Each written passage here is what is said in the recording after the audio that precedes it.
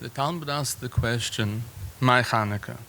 Why do we celebrate this Yom Tov, this holiday of Hanukkah, something that is not written in the Torah?"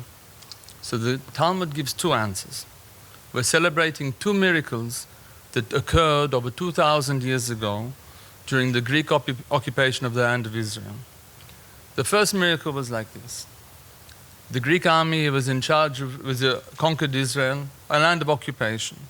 A small Jewish army, vastly outnumbered, under-equipped, ill-equipped, managed to drive out what was possibly then the greatest army in the world from the land of Israel. The impossibility of such a victory was obvious to everybody. And the divine intervention, the miracle from Hashem, from God, that we see in this victory is celebrated every year. We remember it each year at Hanukkah. The second miracle that the Gemara, that the Talmud mentions, is a miracle with oil. Miracle with oil is like this. In the temple in Jerusalem, part of the daily service was to light the golden candlestick, the seven-branched candlestick, the menorah, with pure olive oil.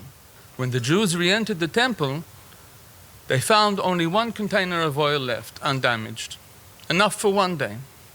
They lit the oil, and it miraculously burned for 8 days.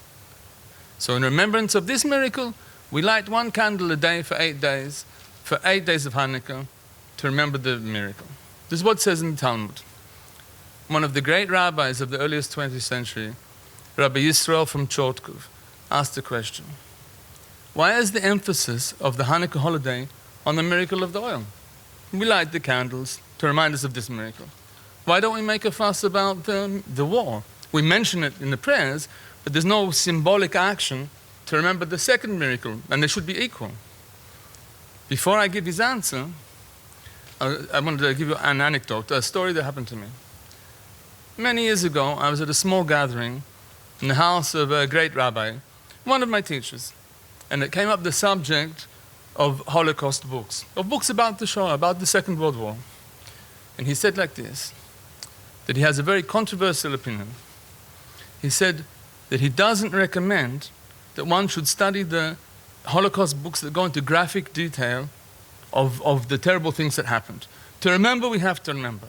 To know what happened, we have to know. But to go into the graphic details, he felt it made the person insensitive. It weakened their sensitivities. Okay, he said it was controversial.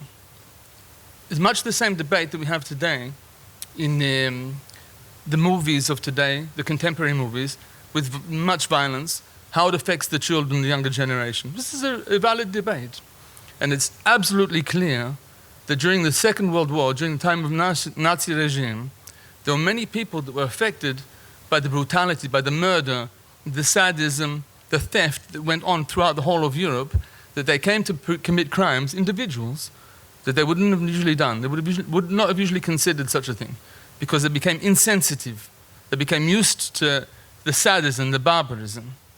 That the Chortkov Rebbe himself, who asked the question, why do we concentrate on the lighting the candles and the oil, said like this, something in a similar vein. He said, the sages of the Talmud, they saw that a person that's exposed to cruelty can many times themselves become cruel.